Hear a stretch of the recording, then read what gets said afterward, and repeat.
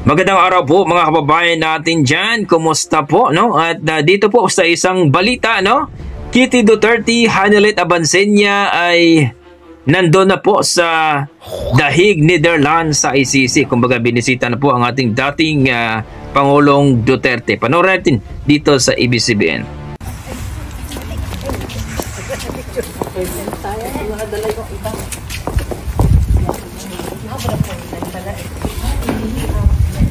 Damit wir het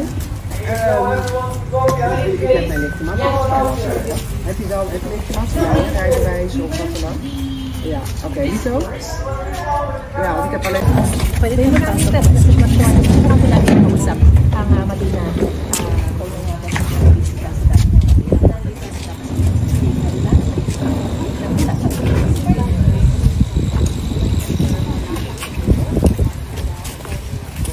Filipino communities around Europe, around the world.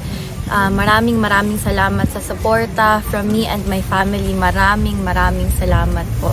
We are grateful for you and sana po hindi kayo tumigil hanggang makauwi si former President Rodrigo Duterte. Katong joke ni PRD nga dili daw ka mo anhi diri hangtod nga dili ka may mga abogado. Ay, overacting lang na siya.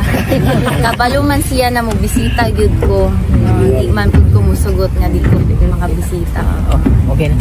Kitty, may regalo ka para sa ama? Naki-wish kay PRD para sa birthday niya. Good health and unta mukaon na gyud siya sa ilang pagkaon dira sa sulod, di na maginahigulon. Kato lang gyud. Thank you, ma'am. Thank you. Hangtod ka na sa amo diri, ma'am. Wala pa. Salamat ha. Salamat, ma'am. Stop praying. Alang tanan diri mo suporta sa inyo. Gamhanan ato ang kuan. Kita mo na ay Ginoo sila wa. Yes, ano po yung sabi sa inyo doon nang nag-ask kayo ng permission? May binigay na po bang time kung makakapasok kayo? Meron po bang silang sinabi? It's good. At least they brought this out. It's not only for the Filipino communities or Filipinos. It's the whole world. Imagine. And the exposure, we know everything. Of the reality.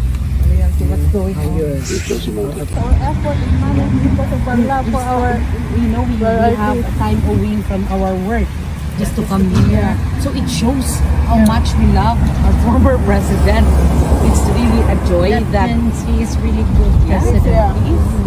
Days, yung we need to follow him to go to the no jaywalking.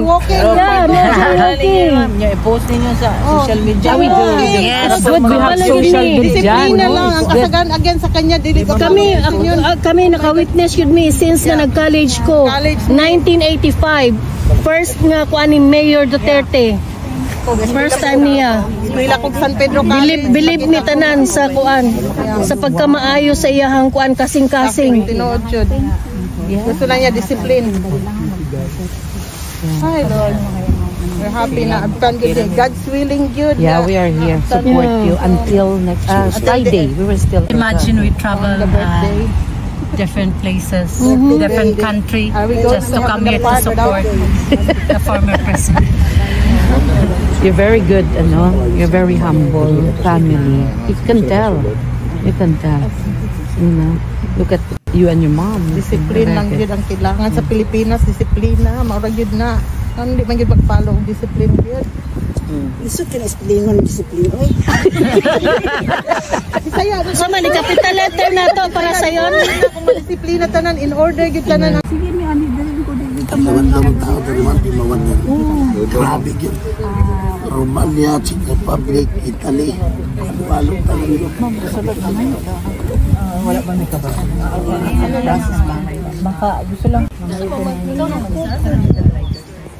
Either mag-taxi kayo or merong bus dyan. May bus. Tapos dadaan yan. Mismo sa car. Ito yung sa ganun. Ito si Tatay Mamar. So, ano na tao? Kita na po siya.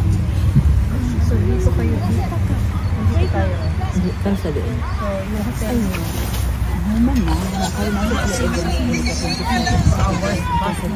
Meron. Kung saan ka nakatira, may bus yan. Tapos dadaan yan siya mismo. Riders. Ayun po mga kababayan natin at nakita natin no, na kung saan ay bumisita po ang kanyang anak ni si Kitty Duterte at si Miss Hanelet Abansenia no, dito sa ating dating Pangulong Rodrigo Duterte.